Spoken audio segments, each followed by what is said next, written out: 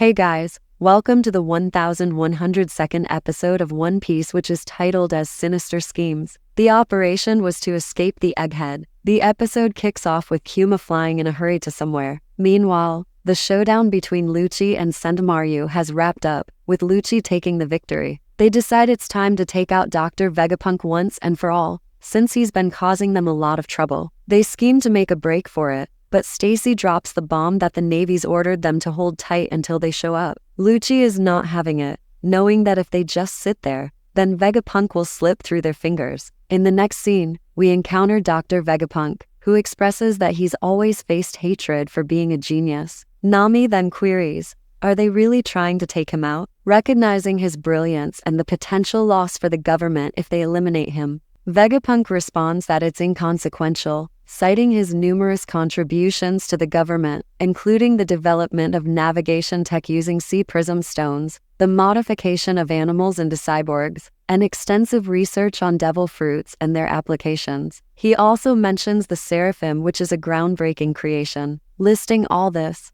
Nami understands the whole situation and grasps why the world government wants to eliminate Vegapunk, as his high level of intelligence poses a potential threat to them in the future. Vegapunk then reveals his desire to escape from Egghead with their help, but Nami objects, fearing that helping him will make CP0 target them later on. Then Robin says if they are taking the Sunny hostage, then they have to do as Vegapunk says. Meanwhile, Luffy and Jin take the Atlas for treatment and repair. However, Bonnie grows increasingly angry with Vegapunk as she had requested him to change Kuma back to his human form and warns him to do so or face consequences. Meanwhile, Luffy pays little attention to the situation and enjoys exploring the lab. Now, on the flip side, CP0 has fixed the authority chip, meaning Seraphim will now follow their commands. However, Lucci decided to destroy the satellites, as he found the defense system was formidable. Then Lucci declared that he will not let anyone escape from the island, not even an ant. He then orders to block all the escape routes and destroy all the ships.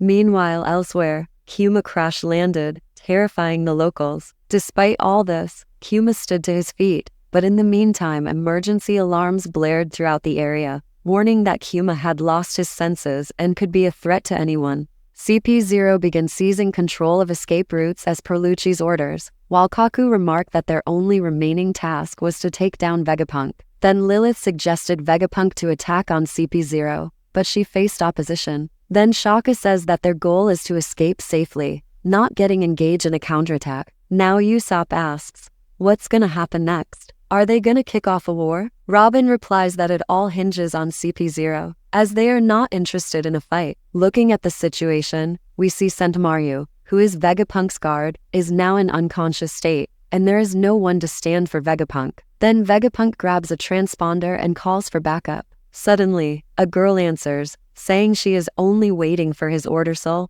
indicating she's right there with Vegapunk and ready to help him. Now, Vegapunk is gearing up to hop aboard the Straw Hat's ship, bringing along his other Vegapunk's satellites and gear. In another place, we see Bonnie running fast to find Vegapunk and defeat him. Then we see Luffy chasing after her. Suddenly, loud alarms start ringing, showing that the Lava House's Frontier Dome defense is turned off, which means the CP0 get in easily, making it hard for Vegapunk to escape. In all the confusion, everyone wonders who could have turned off the defense system. While CP0 went into the Lava House, they were careful because it could be a trap. Then, they spotted the Straw Hat ship and thought about destroying it, but they saw Zoro and Brook were already on the ship and instantly realized that if they destroyed it, they'd have to deal with them too. So, Kizaru says if the Straw Hats are helping Vegapunk, then he can escape easily. He's not sure if he's right, but he tells all ships to head towards Egghead as they planned. What will happen next? Will Vegapunk escape? We'll find out in the next episode. In the meantime, subscribe to our channel for more anime recaps and explanations. And don't forget to like and share.